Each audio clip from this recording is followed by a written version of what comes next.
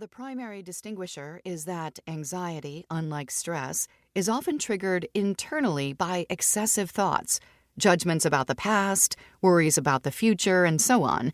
Although it's unusual to feel unprompted, out-of-the-blue anxiety, it can show up in response to a stressful situation. Take the example of the last-minute request from your boss.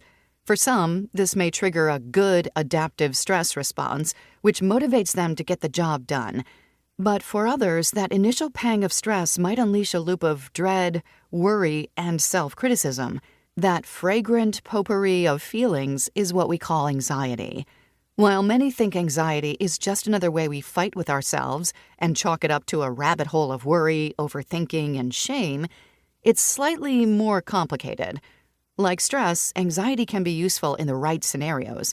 It is the byproduct of what psychologist Stephen Porges calls our biological imperative towards safety. The discomfort it makes us feel was designed to alert us to something, precisely so that we listen up and protect ourselves. Luana Marquez, an associate professor of psychiatry at Harvard Medical School and president of the Anxiety and Depression Association of America, told me, although anxiety is uncomfortable, it may signal that something's not working. Imagine if you didn't have pain receptors and you touched a hot surface, you would burn. Anxiety has that same protective factor that tells you, I need to do something differently. If we listen to our anxiety rather than try to shut it up, we give ourselves an opening to break the vicious cycle. Ask, what's going on here?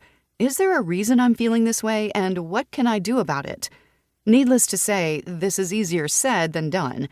In the throes of anxiety and even stress, the frontal lobe of our brains, which is usually responsible for cognitive control, goes offline, meaning that we're less able to think critically and do things like plan, organize, think about the future, and control our own impulses. Instead, the more primal part of our brains, the amygdala, takes over. Experts call this an amygdala hijack. Differentiating stress, anxiety, and an anxiety disorder.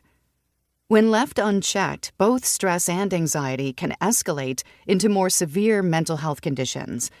Anxiety disorder, which includes generalized anxiety disorder, GAD, panic disorder, post-traumatic stress disorder, PTSD, and obsessive-compulsive disorder, OCD, is the most common mental health condition in the U.S., affecting more than 40 million Americans.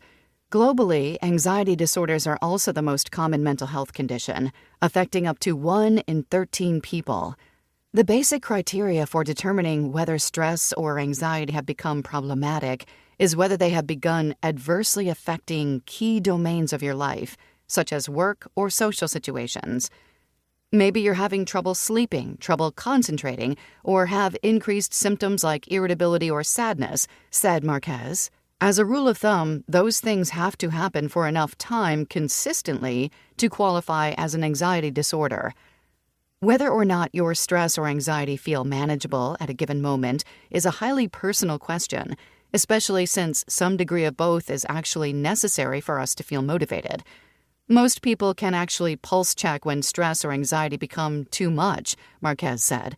When you start to see that regular interference in your life, that's usually when it's time to seek some help.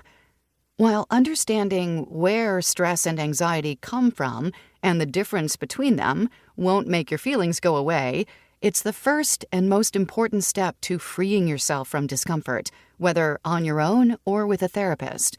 Because, like so many things we do, feel, and think, stress and anxiety can easily become habits, well-worn paths most of us plod down on autopilot.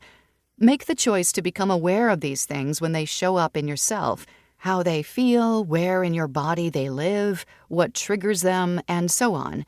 When you do that, you're opening yourself up to curiosity. Being curious is as close as you can get to the energetic opposite of anxiety. It is expansive, generous, and humble. When you're curious, there's a whole world out there, an infinite number of paths you can take instead, including asking for support when you need it. 2. How to Manage Your Anxiety by Charlotte Lieberman. When I was 9, I was diagnosed with anxiety disorder by my first ever therapist.